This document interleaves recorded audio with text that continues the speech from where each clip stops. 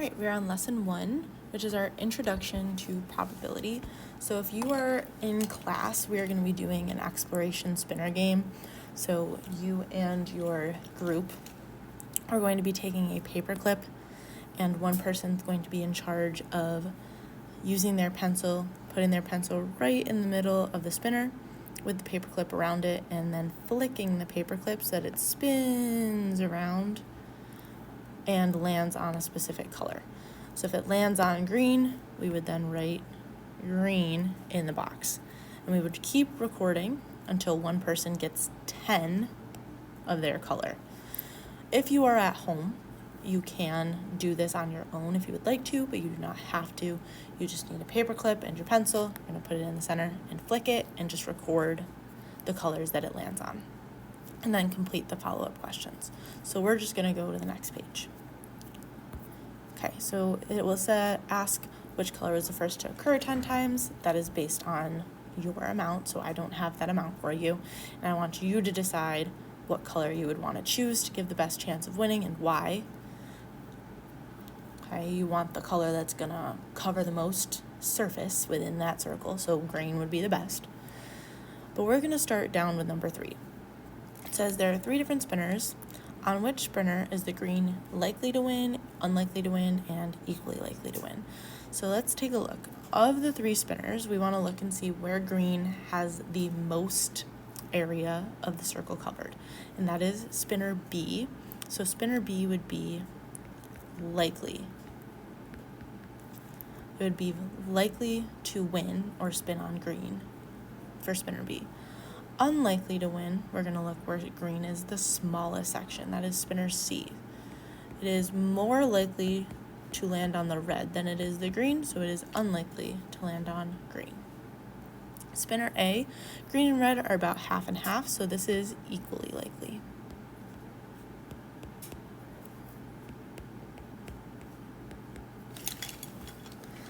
Then it says below, create a spinner with blue, yellow, red and green sections where it is more likely to land on yellow. So I'm going to let you try that out. So pause it, draw your spinner. When you're all set, just double check that it has the same idea as mine does. Okay, so here is my spinner. I'm going to split it into some pieces. Here's my center.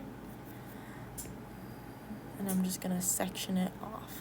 So yellow, regardless of what your spinner looks like, your yellow section should be the largest, and then the others can be however large you decide them to be. But yellow should be the biggest because yellow should be more likely. Okay, next page. When we talk about probability, probability is a measure of how likely an event is to occur. And probability is always going to range on a scale from 0 all the way to 1. So we're going to see fractions, we're going to see decimals here. And this is what that scale looks like. Probability is going to be described in a few different ways. So the first one is certain. If it is certain to happen, it is definitely going to happen. So 10 out of 10, going to occur. You're certain you're going to spin the blue on that spinner. If it is likely, it is probably going to happen. It's more often than not going to land on pink. 9 out of 10 would be an example of that. If it is equally likely, this is similar to someone saying it is a 50% chance of happening. This is where your probabilities are equal. So 5 out of 10 or equal chance of red versus blue. Unlikely, it may not happen. So it's possible, but it may not. It's not as likely to. So less likely, improbable would be some synonyms, 1 out of 10, and we are unlikely to spin the orange on that spinner.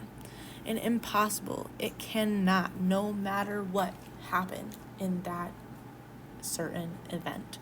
So us grabbing a basketball from those 3 soccer balls is impossible. Those are only soccer balls. So something like that, or like 0 out of 3. It's not going to happen.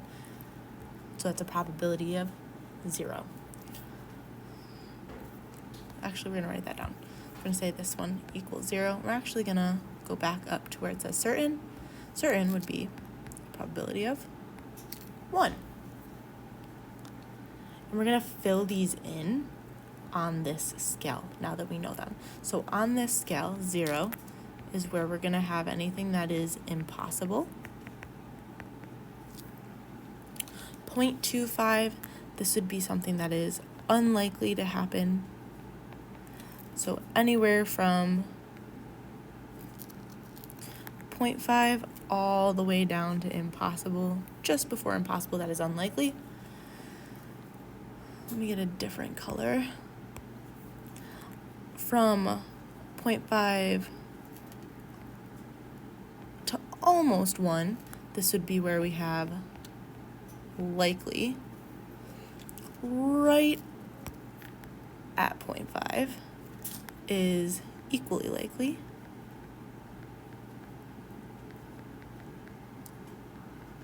And if it is a total of 1, it is certain to happen. Just because I want to, I'm going to highlight my unlikely in a pink. All right, next page. So we're going to decide where each event down below is going to be located on our scale. So here's our scale. We're going to place the letter for the event on that scale. So our first event says, you will see a live dinosaur on the way home from school today. Okay. We're not trying to figure out how this could happen. We know that this is not possible.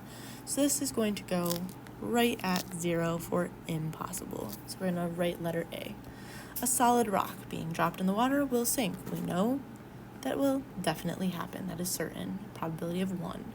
A round disc with one side of red and the other side yellow will land on yellow when flipped. That is half and half. So it is a 50% chance, equally likely. C goes right in the middle. A spinner with 4 equal parts will land on a 4 next spin. Well, if it lands on a 4, there are 4 different options. So that is 0.25. So 0.25 is unlikely. It could happen, but it's unlikely. So that's where we're going to put letter D. Your full name will be drawn from your full name will be drawn when a full name is selected randomly from a bag containing the full names of all the students in your class.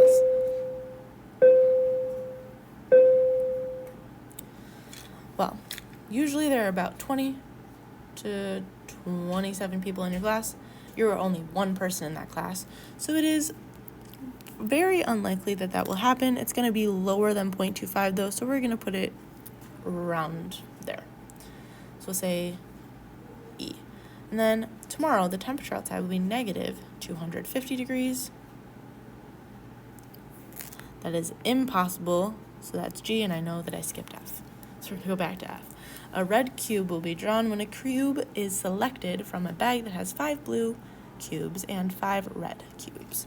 So that is half and half, so that will be right in the middle at 0.5. So that is kind of how our probability scale works. It's just going to, based on their probability, tell us whether it is likely or unlikely. It's going to give us a range of where that might fit on our probability scale. Okay. It says, design a spinner so that the probability of spinning a green is 1. I'm going to let you pause and do both 5 and 6. When you're all set, unpause the video. Just make sure they look similar to mine. Alright, probability of spinning a green means our whole spinner, no matter what, should be green. We are certain to get green no matter how we spin the spinner. Second one, probability of spinning green is 0. I want a different color. So for example, my entire spinner could be red. Any color you choose for yours is fine, just as long as it's anything besides green. Green shouldn't even be on the spinner. Okay, next page. It says design a spinner with 2 outcomes in which it is equally likely to land on red and green. All right, so here's my spinner. I'm going to split it in half as best I can. And one side is going to be red. One side is green. That is half half and half, equally likely. And then it says, what do you think it means for an event to have a probability of 1/4? Well, let's think about 1/4. 1/4 as a decimal is 0.25. 0.25 as a percent is 25%. If we think about our probability scale, which is right down here, as we get closer and closer to 0, it becomes less and less likely. As we get closer and closer to 1, it becomes more and more likely. 0.25 is closer to 0. So what this is telling me is the event is unlikely to happen. More specifically, it has a 25% chance of happening. Right, and then you just have your probability scale and another definition of probability with the definition of an outcome. So an outcome is just the result of doing something. So the result of spinning a spinner, the result of flipping a coin. Okay, so that is it for this lesson. Good luck on your homework.